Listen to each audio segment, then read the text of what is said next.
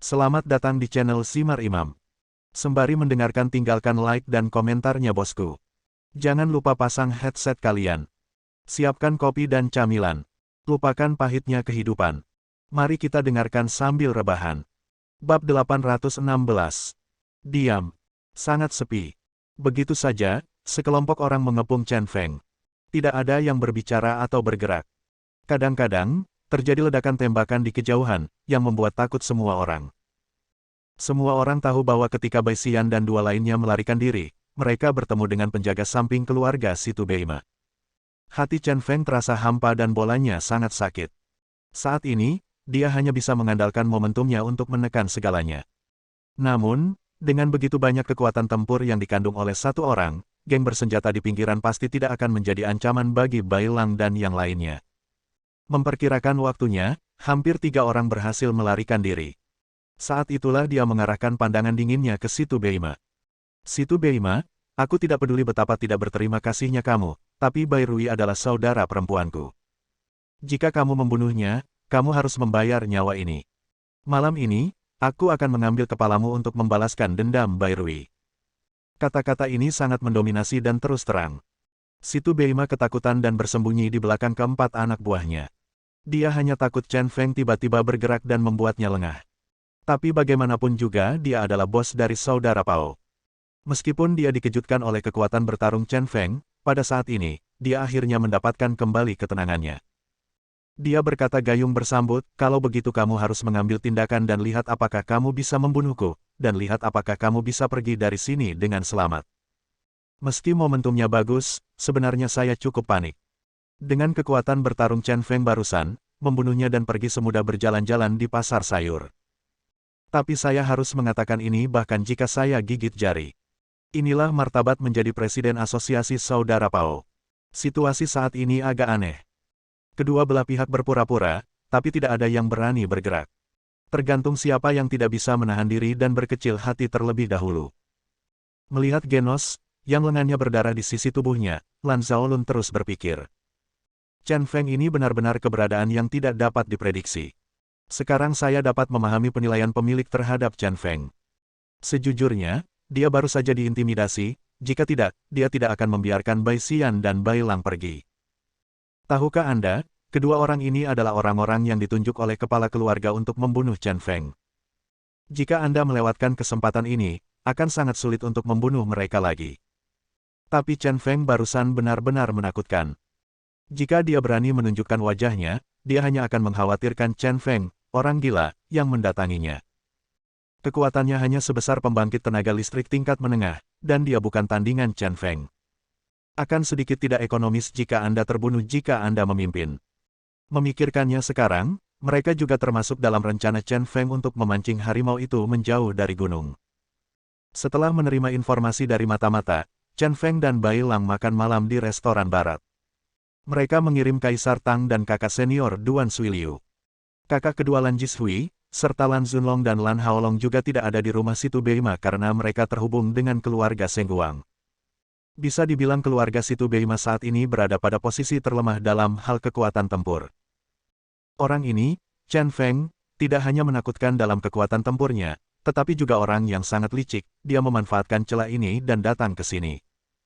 Namun, Kaisar Tang dan kakak senior Duan Suisui telah pergi begitu lama. Setelah mengetahui bahwa Chen Feng tidak ada di restoran barat, mereka seharusnya kembali, bukan? Saat Lan Zhaolun memikirkannya dan menghitung waktu, Chen Feng sudah berjalan perlahan menuju Situ Beima. Setelah bertahan sekian lama, tubuhnya akhirnya pulih. Tadinya saya masih waspada, tapi sekarang saya punya modal untuk melakukan serangan mendadak. Dia perlahan mengumpulkan kekuatannya secara diam-diam, bersiap untuk mencoba menyerang. Yang terbaik adalah membunuh Situ Beima, tetapi jika tidak berhasil, pergilah dulu dan selesaikan dendam Bai Rui nanti. Bagaimanapun, tujuan membawa pulang Bai Rui hari ini telah tercapai. Tepat ketika Chen Feng hendak mengambil tindakan, tiba-tiba terdengar suara langkah kaki yang tersebar. Di kejauhan, Kaisar Tang dan kakak laki-lakinya, bersama dengan sekelompok pria dari klub saudara Pao, terlihat bergegas mendekat. Mati! Melihat pengunjung itu, Chen Feng tiba-tiba meraung. Benar-benar menjijikkan, saya baru saja ragu-ragu dan melewatkan kesempatan terbaik untuk mengambil tindakan. Tidak peduli apa, dia harus mencobanya sebelum Kaisar Tang dan guru tak dikenal itu tiba. Pedang detektif hantu. Bila putih di tangannya berputar dengan cepat, membentuk lengkungan yang indah dan indah di udara. Dia benar-benar melewati 4 pria di depan Situ Beima dan langsung membunuh Situ Beima sendiri. Teknik pedang yang aneh dan mendominasi ini membuat Situ Beima ketakutan. Meskipun dia adalah presiden persekutuan Pao Ge, kemampuan bertarungnya bahkan tidak sehebat seorang master. Menghadapi gerakan pembunuhan yang begitu dahsyat, dia sudah tidak berdaya. Tolong aku. Situ Beima berteriak putus asa.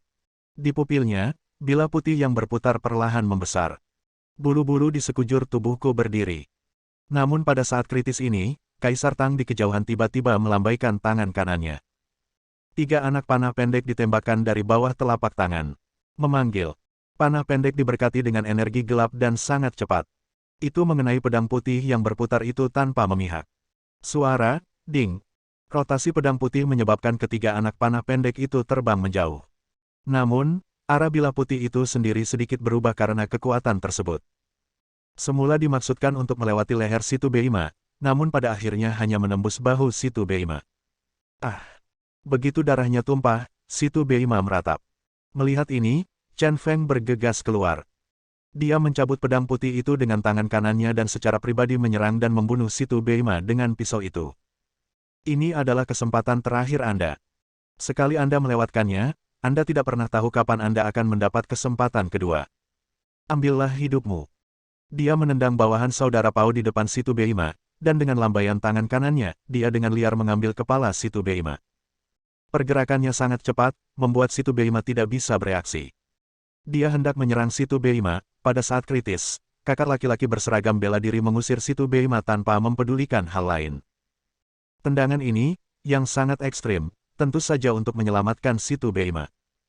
Melihat Situ Beima diusir, dia melarikan diri dari jangkauan pembunuhan. Chen Feng sangat marah, memiringkan tubuhnya, dan melakukan gerakan yang luar biasa. Ia bagaikan roli-poli, kakinya seolah menjejak tanah, dan badannya terjatuh ke depan, seketika mengaitkan Situ Beima. Sayangnya gagal menggait titik vital Situ Beima.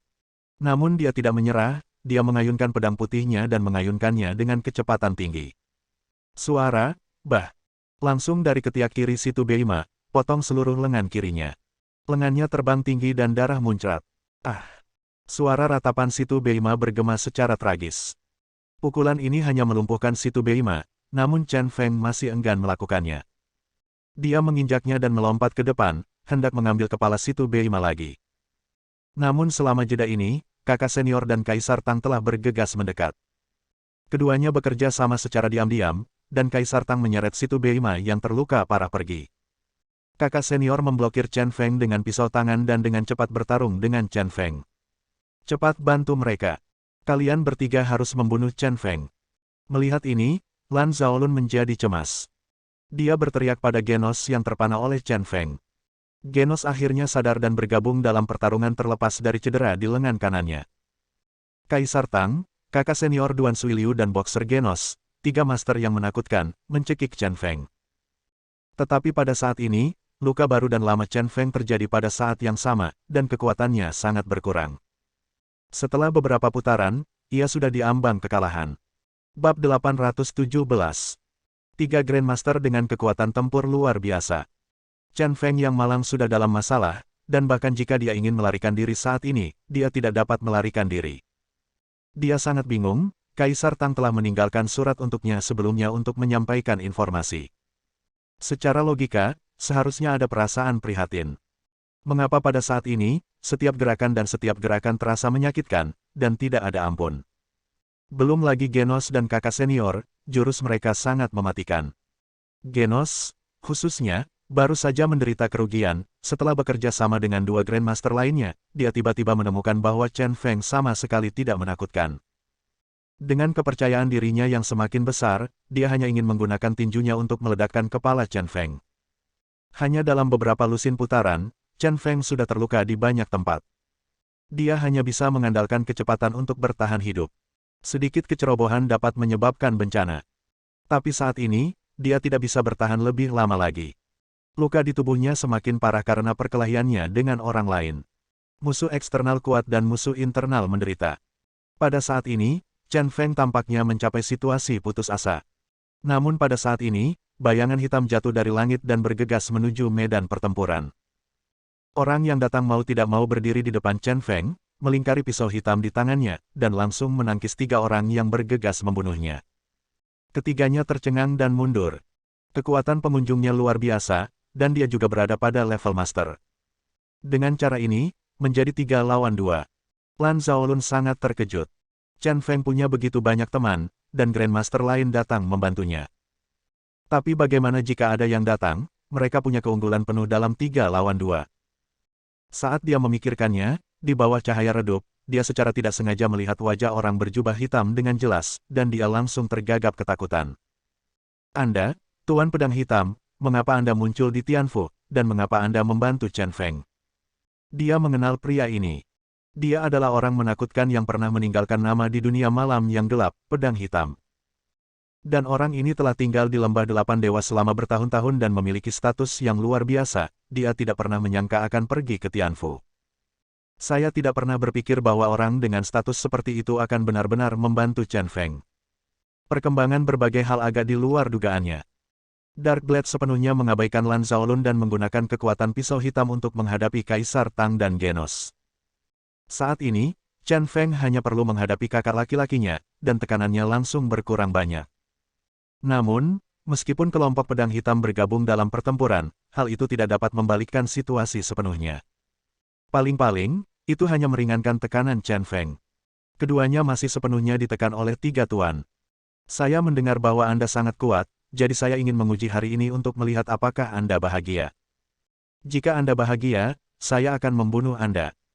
Tangan kakak tertua sangatlah menakutkan, dapat mengeluarkan isi perut seseorang, menghancurkan besi dan memecahkan batu, serta maha kuasa.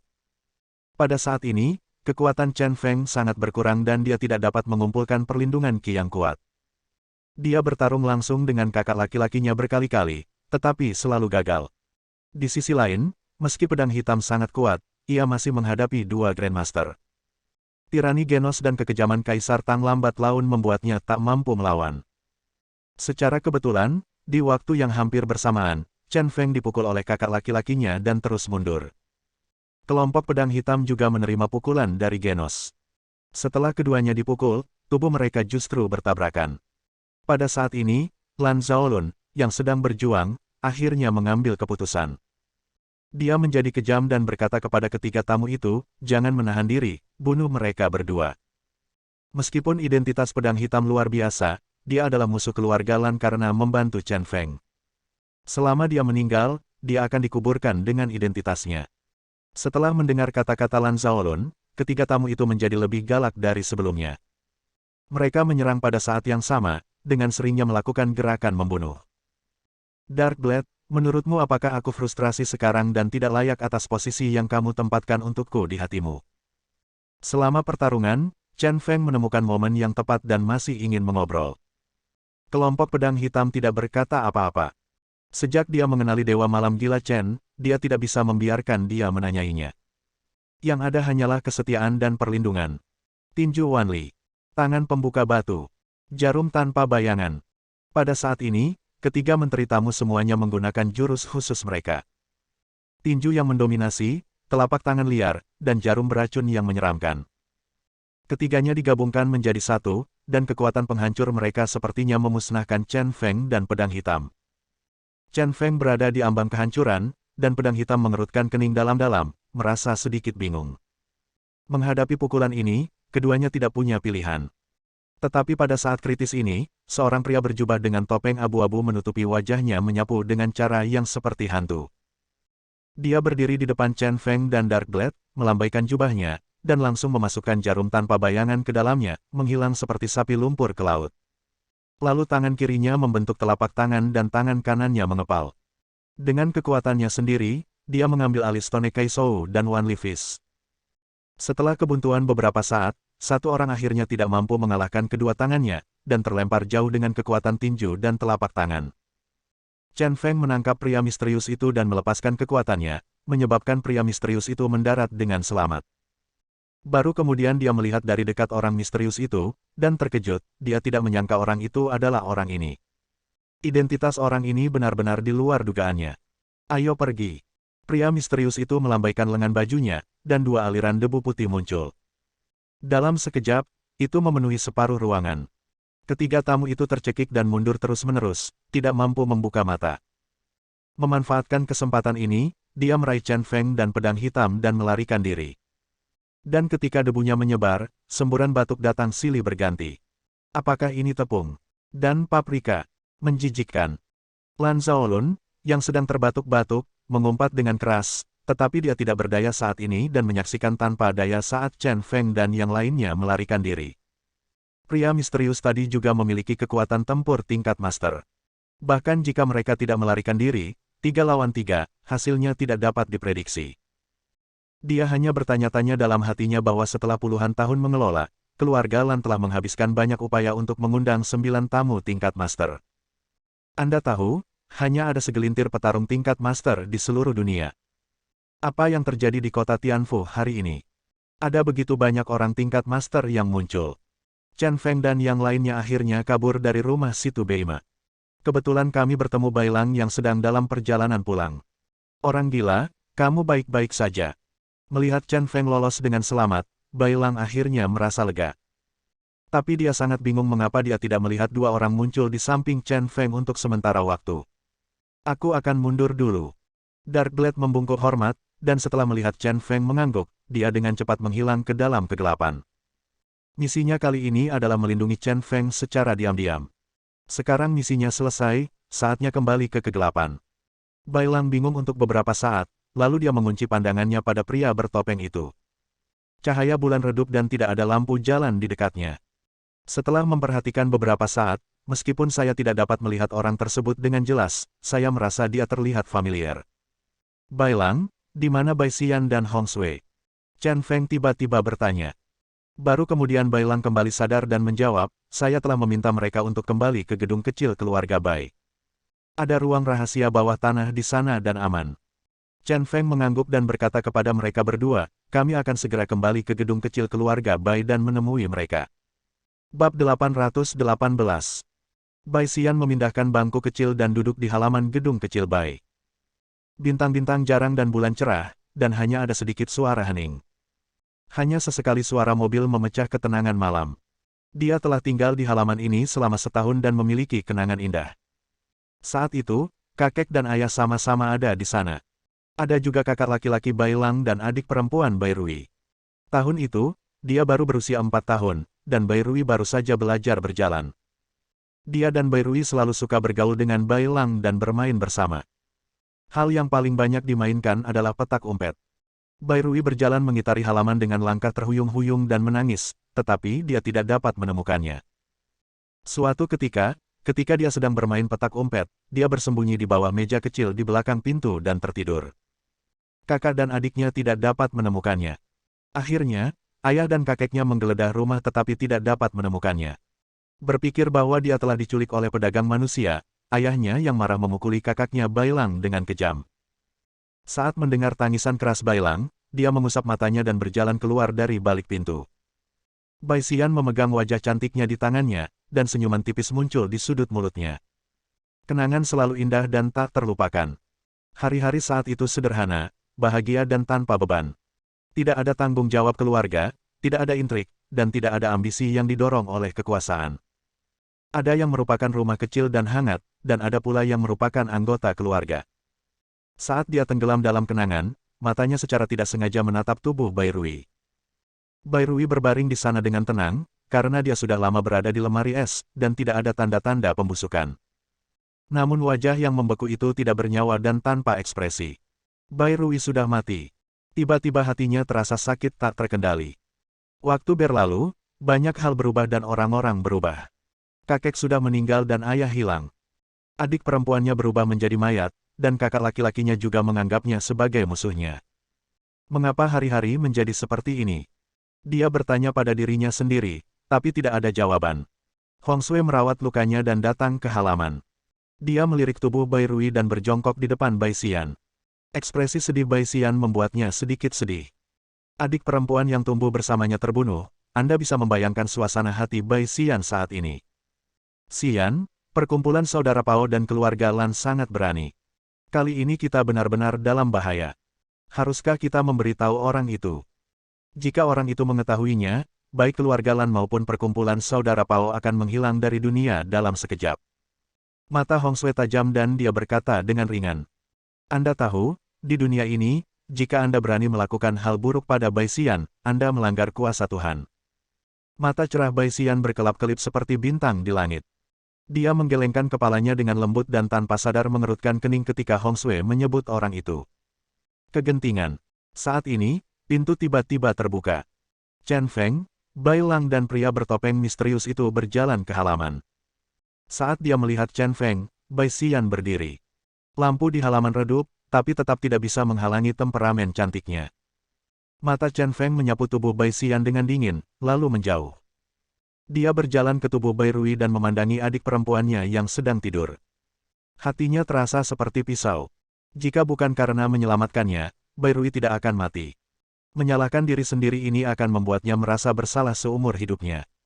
Bai Lang juga mendatangi tubuh Bai Rui, tetapi berkata dengan sangat menolak dan kejam, Bai Xian, kamu boleh pergi. Membiarkan Bai Xian datang ke gedung kecil Bai kali ini telah menyentuh keuntungannya. Mata Bai Xian kesepian dan hatinya tersumbat. Rumah aslinya sekarang tampak sangat mubazir. Hong Sui tidak tahan lagi dan mengutuk Bai Lang, apakah kamu punya hati nurani? Apa yang telah dilakukan Xian untuk meminta maaf padamu? Xian mempertaruhkan nyawanya untuk merebut kembali tubuh Bai Rui. Kamu tidak ingin berterima kasih padanya? Tidak apa-apa. Itu saja, kualifikasi apa yang kamu miliki untuk mengusir Xian? Kamu tahu, ini juga rumah Xian. Bai Lang tiba-tiba berbalik, memperlihatkan sepasang mata dingin. Sejak dia mengkhianati Chen Feng, dia bukan lagi anggota keluarga baik kita. Dia tidak layak. Kalimat sederhana ini menyebabkan seluruh halaman menjadi sunyi. Hong Sui semakin terdiam. Insiden darah surgawi tahun itu banyak hubungannya dengan Bai Xian. Setelah kejadian tersebut, Chen Feng terjatuh dari altar, namun Bai Xian memilih untuk bersama saudara laki-laki Chen Feng, Chen Tianming. Ini menambah penghinaan terhadap luka. Ini adalah pengkhianatan. Ini adalah dosa seumur hidup Bai Xian yang tidak bisa dihapuskan. Hong Sui, ayo pergi. Tatapan Bai Xian selalu tertuju pada punggung Chen Feng.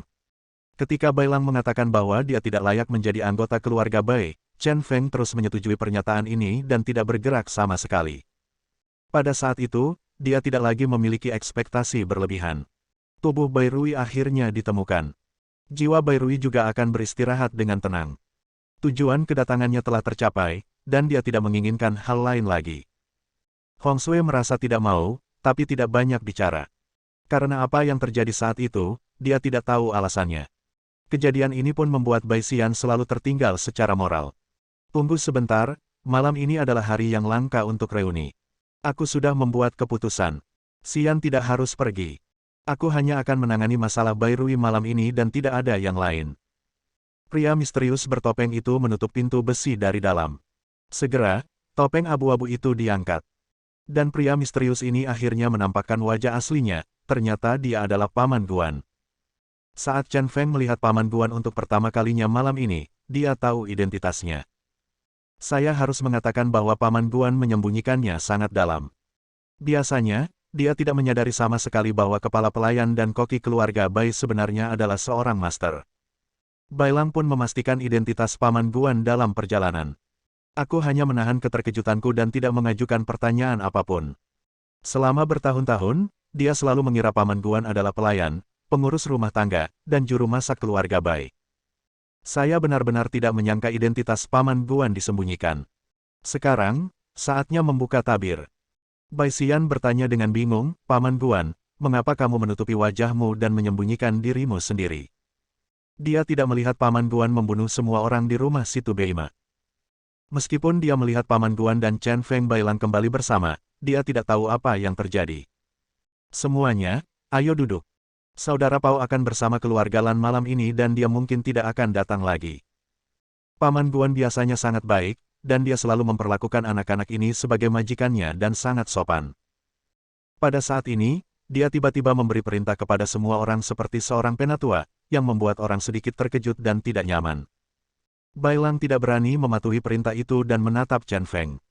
Tapi Chen Feng berkata, hari ini, dengarkan saja Paman Guan dalam segala hal. Baru kemudian Bai Lang berkompromi, memasuki ruangan, dan mengeluarkan beberapa bangku lagi. Paman Guan, Chen Feng, Bai Lang, Bai Xian dan Hong Sui sedang duduk melingkar di halaman. Paman Guan berubah dari kelembutan biasanya dan matanya menjadi tajam. Dia berkata langsung, identitas saya tidak sesederhana menjadi kepala pelayan keluarga Bai. Nama keluarga saya juga Bai, dan nama saya Bai Seng. Saya adalah adik dari kakekmu Bai Qi. Bagaimanapun, kamu harus panggil aku kakek juga. Pernyataan pembukaan ini mengejutkan beberapa orang. Paman Guan sebenarnya adalah anggota keluarga Bai, dan dia memiliki senioritas yang sangat tinggi. Bai Lang bertanya dengan bingung, Paman Guan, karena kamu adalah anggota keluarga Bai, mengapa kamu bersembunyi di keluarga Bai sebagai pengurus rumah tangga? Bab 819. Bai Seng menghela nafas, sepertinya tidak mau menyebutkan masalah ini. Setelah memikirkannya, dia berkata, jika bukan karena serangan mendadak terhadap keluarga Lan kali ini, saya tidak akan berpikir untuk mengungkap identitas saya. Beban pada keluarga Bai menjadi semakin berat, tetapi sekarang ada hanya beberapa orang yang tersisa di seluruh keluarga Bai. Suatu ketika, dia ingin menjalani kehidupan sederhana dan diam-diam melindungi keturunan keluarga Bai. Namun hal-hal di luar dugaan, sebagai keluarga Bai, mereka pada akhirnya akan terlempar ke dalam lingkaran badai berbahaya. Dan dia tidak ingin menyaksikan keturunan keluarga Bai menghilang dalam badai perjuangan. Bertahun-tahun yang lalu, saya menasihati kakekmu Bai Qi. Karena keluarga Bai telah mengalami bencana dan tidak lagi sejahtera seperti sebelumnya, mengapa tidak mengambil kesempatan ini untuk mundur dari arus deras, hidup dalam pengasingan total, dan menjalani kehidupan biasa. Tapi, kakekmu adalah orang kejam yang dikenal sebagai Rentu. Dia tidak mau menerima kesepian keluarga Bai, dan tidak mau melepaskan misi keluarga Bai. Saya berselisih paham dengannya, tapi saya tidak tega meninggalkan keluarga Bai, jadi saya hidup mengasingkan diri sebagai pengurus rumah tangga. Tapi dia diam-diam bekerja demi kebangkitan keluarga Bai. Sebagian besar alasan mengapa keluarga Lan kembali ke kerajaan Naga Tianfu kali ini adalah karena keluarga Bai. Sekarang Bai Rui juga mati secara tragis di tangan mereka. Aku benar-benar tidak tahan. Berbicara tentang ini, Bai Seng diam-diam menjadi sedih. Keluarga Bai yang makmur pada saat itu adalah keluarga yang mendominasi dan sejahtera. Namun kini, bibit yang tersisa hanya sedikit. Dia tidak memiliki ahli waris, tapi dia telah menyaksikan anak-anak ini tumbuh besar, dan menganggap anak-anak ini sebagai keturunannya sendiri. Setelah bertahun-tahun menjalin hubungan, ia sungguh tak tega melihat anak-anaknya terlibat dalam kejadian tersebut dan tewas mengenaskan di tempat. Dia masih memiliki pemikiran yang sama seperti sebelumnya, dia tidak ingin keluarga Bai berpartisipasi dalam perkelahian apapun, dan hanya ingin menjalani kehidupan yang sederhana dan biasa. Namun, beberapa takdir memang sudah ditakdirkan dan sulit diubah. Sama seperti dada mereka, ketika pola itu terukir di dada mereka, mereka ditakdirkan untuk menjalani kehidupan biasa. Setelah mendengar perkataan Bai Seng, Chen Feng merasa bersalah.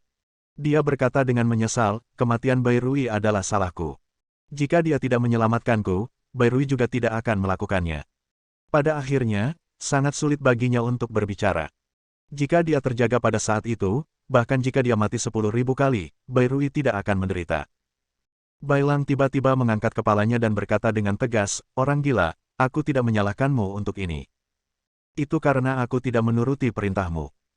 Kamu memintaku untuk tinggal di gedung kecil keluarga Bai, tapi aku membawa Bai Rui ke rumah Situ Beima. Jika aku mendengarkanmu, Bai Rui tidak akan pernah mati. Tapi, aku tetap mengatakan hal yang sama. Sejak aku sadar, aku bersumpah di depan kakek dan ayahku.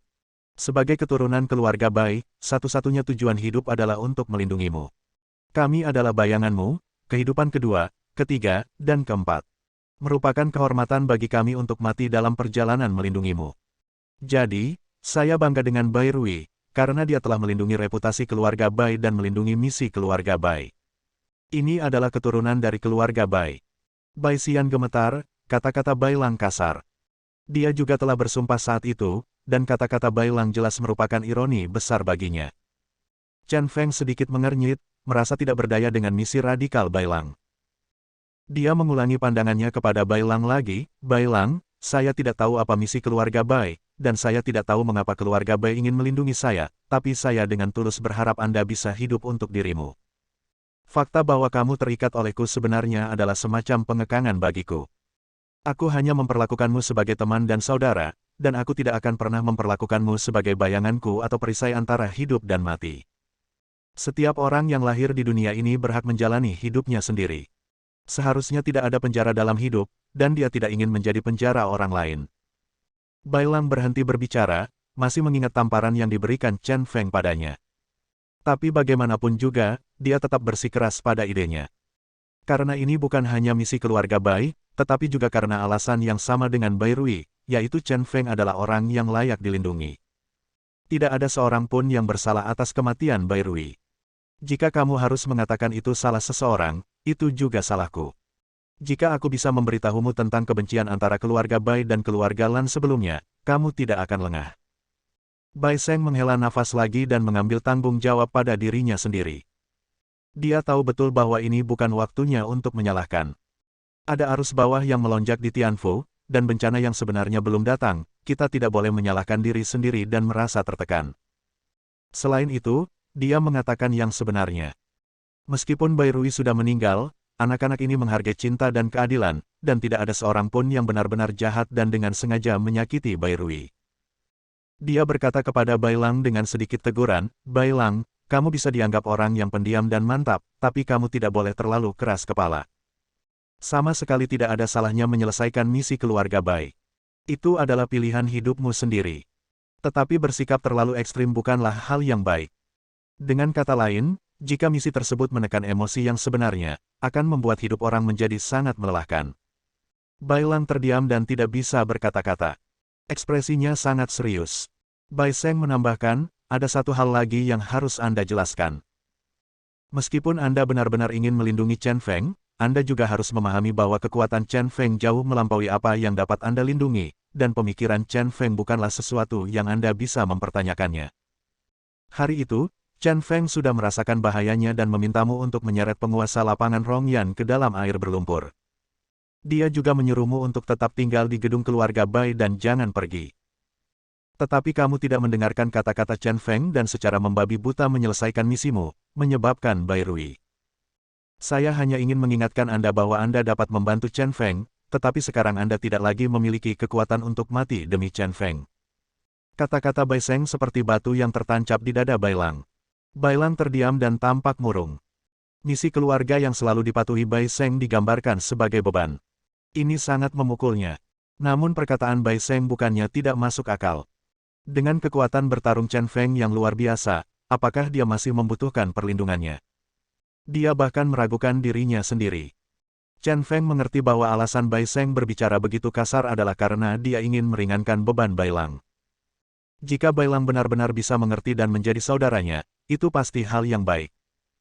Masalah ini tidak dapat diungkapkan, jadi dia mengganti topik pembicaraan dan bertanya pada Bai Seng, "Tuan Bai Seng, apa permusuhan besar antara keluarga Lan dan keluarga Bai? Mengapa hal pertama yang dilakukan keluarga Lan ketika mereka kembali ke kerajaan naga, apakah akan membunuh keturunan keluarga Bai untuk membalas dendam?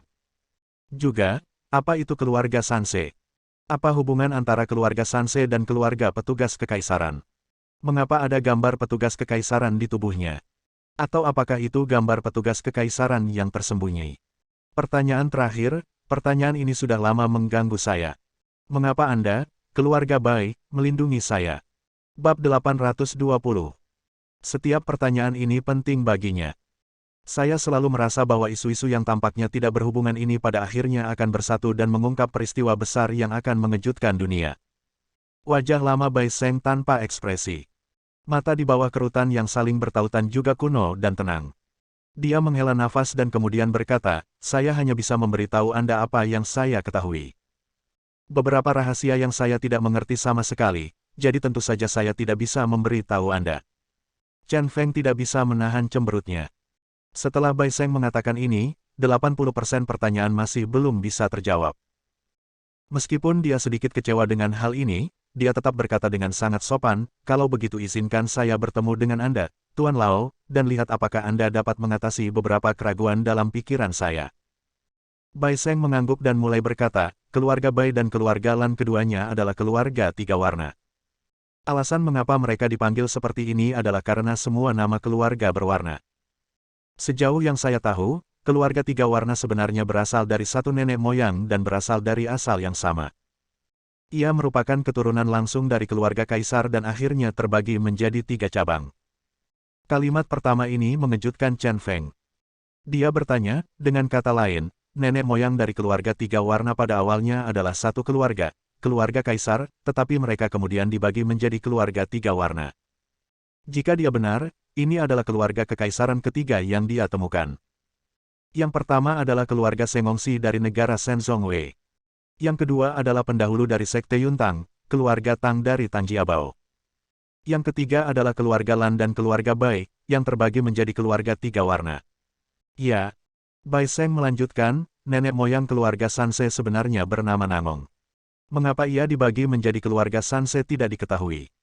Namun, menurut tradisi lisan yang diturunkan dari generasi ke generasi di keluarga Bai, itu dikatakan bahwa suatu tahun keluarga Nangong berada dalam masalah.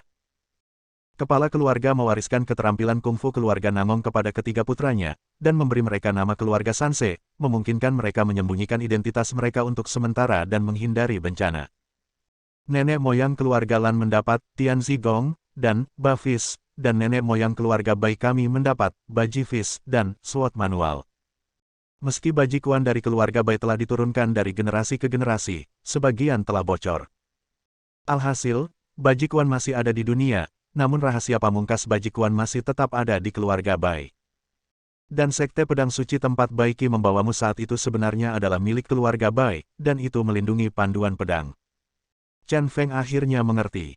Bai Qi membawanya ke sekte pedang suci dan mempelajari keterampilan pedang dari manual pedang, yang sangat meningkatkan kekuatannya di usia muda.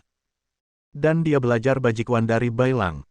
Dapat dikatakan bahwa dia telah mempelajari semua keterampilan pusaka keluarga Bai. Bai Seng melanjutkan, kebencian antara keluarga Lan dan keluarga Bai dapat ditelusuri kembali ke periode Kepang King 100 tahun yang lalu. Meskipun keluarga tiga warna telah sepenuhnya terpisah, mereka tetaplah keluarga kaisar dan berbagi perlindungan yang sama. Menurut ayahku, keluarga Lan melakukan pengkhianatan dan pengkhianatan pada saat itu. Saat itu, keluarga Bai berada di puncak kekuasaannya dan dianggap sebagai keluarga teratas di seluruh dunia. Mereka menerima perintah untuk memusnahkan keluarga Lan dan tidak meninggalkan siapapun. Keluarga Bai mengirim 8 pasukan tempur tingkat tinggi untuk memusnahkan keluarga Lan dalam satu gerakan, menewaskan 143 anggota keluarga Lan. Pada akhirnya, hanya 3 dari keluarga Lan yang lolos dan tidak terlihat lagi sejak itu. Setelah mendengar ini, Chen Feng akhirnya mengerti. 143 orang tewas, tak heran keluarga Lan begitu membenci keluarga Bai. Setelah bertahun-tahun, generasi mendatang masih ingin menghancurkan keluarga Bai dan membalaskan dendam nenek moyang mereka. Bai Lang dan Bai Xian juga sangat terkejut. Saya tidak menyangka nenek moyang keluarga Bai telah melakukan hal tragis seperti itu. Sungguh kejam menghancurkan seluruh keluarga. Chen Feng bertanya dengan bingung, orang tua, dengarkan kamu, keluarga Bai mendapat perintah dan pergi mencekik keluarga Lan. Itu bukan karena dendam. Karena keluarga Bai adalah keluarga teratas di dunia pada saat itu waktu, siapa lagi, bisakah kamu memerintahkan keluarga Bai untuk mencekik keluarga Lan? Keluarga kelas dunia yang masih berada pada puncaknya hendaknya tidak menganggap serius siapapun. Mengapa Anda masih bertindak sebagai preman orang lain dan menuruti perintah orang lain? Dia memikirkan klan kekaisaran yang disebutkan Tang Ba ketika dia bermain catur dengannya hari itu. Di atas keluarga kekaisaran, ada keluarga kekaisaran. Mungkin, memang ada keluarga menakutkan yang mendominasi dunia dan segalanya. Bai Seng menggelengkan kepalanya dan berkata, saya tidak tahu banyak tentang ini. Saya hanya tahu bahwa ini ada hubungannya dengan pelayan kaisar atau identitas keluarga kaisar Si. Chen Feng sedikit kecewa. Bai Seng ini mungkin tahu tentang klan kekaisaran, tapi dia terlalu takut untuk mengatakan apapun. Tapi dia tidak mengharapkan sesuatu yang berlebihan dari hal itu. Karena tragedi Yuntangmen masih terngiang-ngiang di benak saya. Awalnya, dia tidak yakin siapa yang melakukan tragedi memilukan ini. Kemudian, mengingat apa yang terjadi dan berbicara dengan pria bertopeng misterius itu, dia hampir yakin bahwa orang yang menghancurkan klan Yuntang adalah klan kekaisaran. Alasannya bahkan lebih sederhana. Artinya, Tang Ba mengungkapkan berita tentang klan kekaisaran kepadanya, yang tidak dapat ditanggung oleh klan kekaisaran. Dari sudut pandang ini, sepertinya kita bisa memahami mengapa Jinguji Yongye menyembunyikan urusan klan kekaisaran darinya. Karena Seng Ongjiyongye tahu bahwa begitu rahasia klan kekaisaran terungkap, seluruh sekte Shen mungkin akan hancur. Klan kekaisaran sangat menakutkan dan mendominasi, jadi dapat dimengerti jika Bai Seng merahasiakannya. Mari kita tidak membicarakan keluarga kaisar untuk saat ini. Dia mengubah topik pembicaraan dan bertanya, mengapa keluarga Bai melindungi saya? Saya seharusnya bisa membicarakan masalah ini. Masalah ini telah mengganggunya selama bertahun-tahun, dan dia tidak pernah bisa memecahkannya. Logikanya, dia adalah seorang yatim piatu, mengapa sebuah keluarga tiba-tiba muncul dan melindunginya seperti bayangan. Setelah menghela nafas, Bai Seng berkata, maaf, saya tidak tahu alasannya. Tidak ada seorang pun di seluruh keluarga Bai yang mengetahuinya kecuali Bai Qi. Chen Feng sedikit kesal, itu adalah momen kritis lainnya dan dia tidak bisa mendapatkan jawaban. Bai Qi telah meninggal selama bertahun-tahun, jadi dia tidak bisa menemui orang mati untuk mendapatkan jawaban. Dia menggaruk kepalanya tanpa daya, tidak masuk akal untuk bertanya lebih jauh, dan hanya mengubah topik pembicaraan lagi dan bertanya, oke, mari kita kesampingkan masalah ini untuk saat ini. Ada satu hal yang membuatku sangat aneh. Karena keluarga Bai sangat kuat saat itu, mengapa hal itu tiba-tiba terjadi? Apakah sangat lemah? Hanya tersisa kurang dari 5 orang. Hal ini juga aneh, jika bisa disebut sebagai keluarga teratas di dunia, jumlah penduduknya minimal 180 orang. Mungkinkah keluarga Bai, seperti keluarga Lan, dimusnahkan karena sesuatu? Chen Feng, kamu benar-benar ingin menanyakan pertanyaan itu, tapi maaf, meskipun aku tahu satu atau dua hal tentang masalah ini dan pernah mengalaminya, aku tidak bisa memberitahumu. Bai Seng tidak menahan diri dan langsung menyatakan bahwa dia tidak akan menjawab pertanyaan ini. Chen Feng tiba-tiba merasa kesal dan merasa bahwa masalah ini harus dikaitkan dengan pengalaman hidupnya. Tetapi jika orang tua itu tidak mengatakan apapun, dia tidak punya solusi yang baik. Pengalaman hidup. Ini kata yang berat, saya tidak tahu apakah orang tua kandung saya masih hidup. Bersambung. Nantikan bab selanjutnya bosku.